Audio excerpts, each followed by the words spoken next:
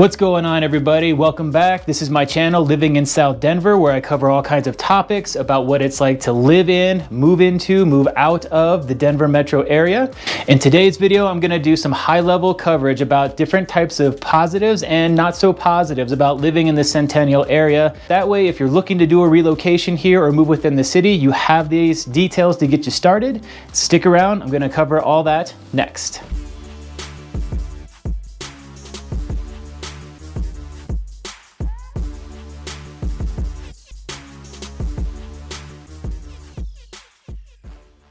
If this is your first time to my channel, I produce these videos as a way to give some high-level details and provide insights and thoughts based on someone who has lived here for a little over 20 plus years. Hopefully it's helpful, and if you find or hear something I say while this video is going on that is of use to you, do me a favor, hit like, subscribe, and comment below. It really helps me out with the algorithm, and it'll keep you informed every single time I release a new video. Also, as I'm talking, if you have questions, be sure to leave me comments below, and I am a full-time licensed realtor in Denver Metro, and I focus on the Denver Metro and South. That said, I cover a bit to the north and the east and the west as well. If you're curious and have questions specifically for me, just reach out. My contact number is below. Same with my email. I'd love to see if there's a chance for us to work together, and I'll be happy to answer any of your questions. All that said, let's go ahead and jump into it. The very first item I like to bring up when considering a move or a possible relocation into Centennial, one of the most positive things about it is its location. Centennial is located just due south of Denver Metro along I-25, one of the major highways we have here in the area. And if you're looking at the area of Centennial on a map, it's one of the most irregular, unmistakably odd shapes you will ever find. Odd shape aside, the area of Centennial is really well centrally located in the Denver metro area, making it a fantastic option for people that need to commute. And on the topic of commuting, because Centennial is so centrally located, if you were to leave, either if you're on the west side or the east side of Centennial, and you're trying to make your way to commute into downtown Denver, your commute's going to be about 20-ish minutes or so, given traffic or time of day. If you're working in the Denver Tech Center, your commute's going to be very, very short. It should be anywhere from 5 minutes to maybe 15 minutes, depending on how far out on the extremities you are in the city boundaries. If you're one of those that has routine travel and you have to go out to DIA to make a flight, your drive time from Centennial to Denver International Airport on average should be about 35 minutes, so you are really well positioned to get just about anywhere you need to go in and around the city when you pick a home in Centennial. If you're not into driving, another benefit about the location of Centennial is that it is split right on either side of I-25, with a big chunk on the west side and a big chunk on the east side, and right down the middle is I-25, an intersection with 225, which are two of our primary highway routes, and the RTD light rail line that goes all the way across the metro area, giving you access points to basically wherever you need to go via public transportation or highway routes.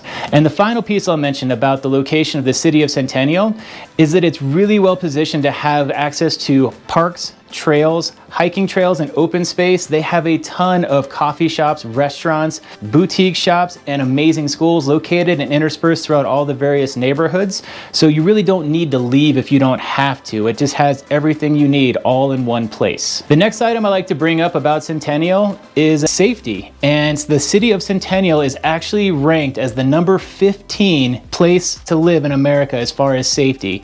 This area, to me, has been described as calm, warm, and inviting. And I see people outside whenever I'm showing properties, typically on jogs, walking their dogs, doing kids in strollers. The vibe is just so welcoming. It's really, really incredible, which really plays into the safety aspect for the neighborhood. That said, it's not like it's absolutely perfect. There are definitely some crimes that happen because no place is ever free of crime. So the ones that I hear about, or at least that are the most notable for Centennial, are crimes of opportunity, being if you leave your car unlocked and you happen to have an iPad or a laptop in there, somebody may or may not take it. Just be obvious with your decisions and be smart about what you're doing, and don't leave stuff out on your dashboard, and you should avoid any possible issues in this location. Another thing that's really incredible about the city of Centennial is its school system, and it's unique in the fact that it's actually split between two really high rated school systems in Denver metro area. The two systems that it's involved with are Littleton Public Schools and the Cherry Creek School District. Cherry Creek is arguably one of the top, if not the top rated school system in the entire Denver metro area, and the Littleton public schools are really highly sought after as well, so there's really no wrong choice. And to further that point, niche.com has given the Centennial school system a rating of an A+, meaning it has basically everything you're going to need from your kiddos, whether it's private, charter, magnet, take your pick. All the schools are really highly rated with excellent reviews, excellent curriculum, and high success rates as far as graduation.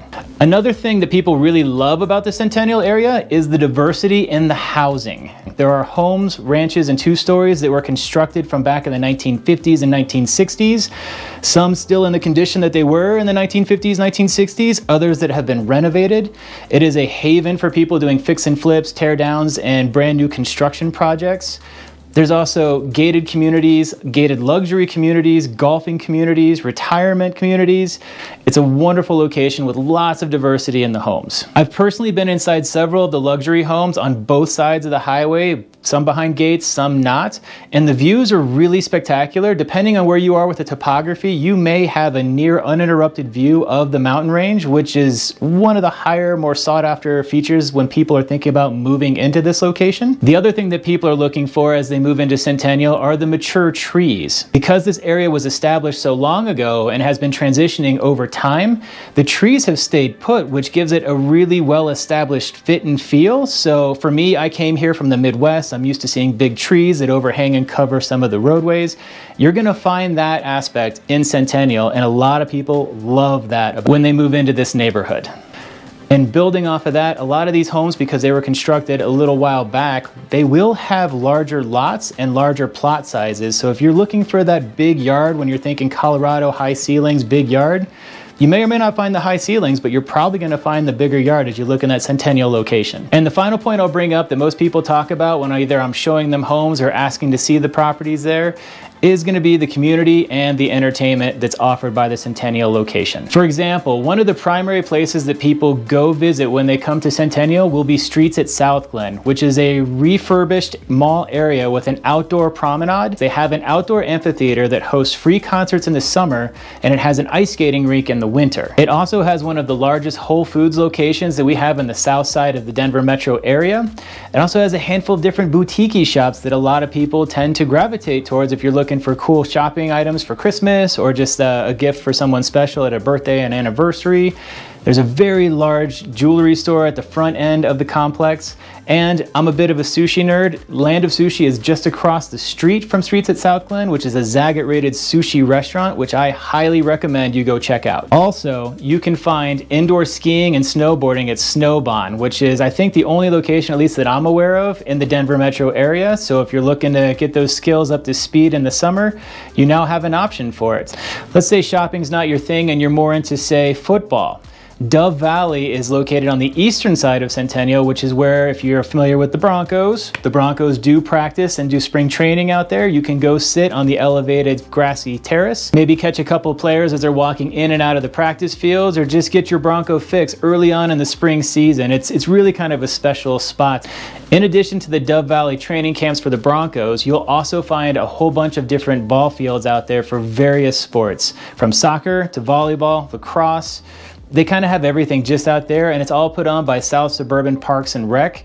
Just another added benefit about looking into the Centennial area. And final two things I'll put in there about entertaining and things that you have to go check out and see when you're in Centennial. One is going to be Topgolf, which, if you're not familiar, is kind of like a gamified version of golf, where they get these big targets out there. They have heated bays if you want to do it in the winter. It's a lot of fun. Sometimes you'll have live music out there on a Friday or a Saturday. And lastly, I can't go without mentioning the award-winning Centennial Center Park, which is an 11-acre park location with its own amphitheater. It's kind of an all well-rounded experience if you're going out to visit the area. It's actually a park people come and visit when they visit Denver, Colorado. So, got a couple of the positives. Let's go into a few of the negatives, which again, there aren't very many. But Denver being what Denver is, and with inflation and all the people that are moving here, the number one con I have for you in Centennial is the expense and the cost of moving here. Comparing the city of Centennial against the US national average cost of living, where the US national average is 100%, Centennial comes in at about 134%, meaning it's 34% more expensive to live in Centennial on a day-to-day basis than it is versus the national average. Now, don't let that dissuade you or deter you. A lot of the jobs out here do pay quite well, so they do a really good job of keeping up with inflation so you can afford the move if you're coming from out of state where the cost of living could be lower. So definitely don't be dissuaded. Do your due diligence and see kind of what the area looks like before you make your final decision. The driver, I think at least, that is pushing up the cost of living in Centennial has to be the cost of our housing right now. In the last 2 years, from 2020 to 2022, we experienced unprecedented levels of appreciation in our housing market. So the average cost of purchasing a single family home in Centennial as of right now, shooting at the end of 2022, is $584,000, which kind of helps explain why the cost of living might be higher. That said, if you work with a good local realtor who has good contacts with good lenders, we can do all we need to do to make sure we find you a solid financial plan and get you into a property that you not only love, but you can also afford. The next item that kind of detracts from the Centennial area is going to be the heavy levels of traffic. Because it's centrally located, it's right along the stretch of I-25 and 225 with a lot of people commuting in and out of the area.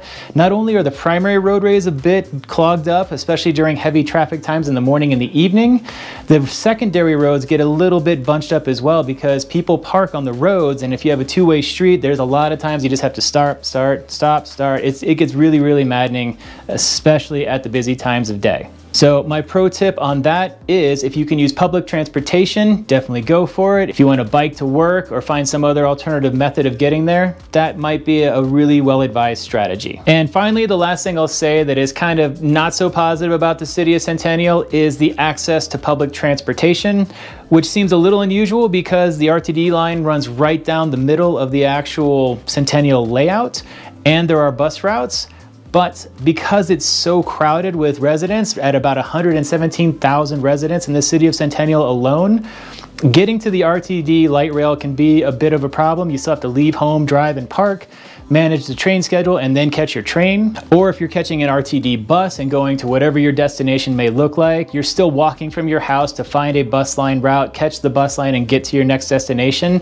And since Centennial is so spread out, catching a bus on the eastern or western extremities can mean a longer bus ride and more bus fare. So it just can be a bit aggravating. That said, those are all very minor cons in my opinion, considering all the benefits that you get from living in an area like this, from all the diversity that it offers, all the restaurants, all the trails, and all the community events. It's kind of a really hard choice not to look at this location because it's just super well-rounded. So that's what I have for you for today. A couple of positives, a couple of less than positives. All in all, like I was saying, very, very well-rounded. As I was talking today, if I provided any information you didn't already know about, or if I provided anything of value, do me a favor, comment, like, and subscribe below. It really helps me out. It also keeps you informed whenever I release a new video. And if you're looking to do a move to the area, I'd love an opportunity to see if we could possibly work together. My contact information is listed below. You can direct call me, email me, whatever best way works for you. Again, my name is Bill Knapp. I'm a full-time residential realtor here in the Denver metro area. This has been my take on the pros and cons of living in Centennial, Colorado. I appreciate you sticking around to the end, and I'll see you guys on the next one. Cheers.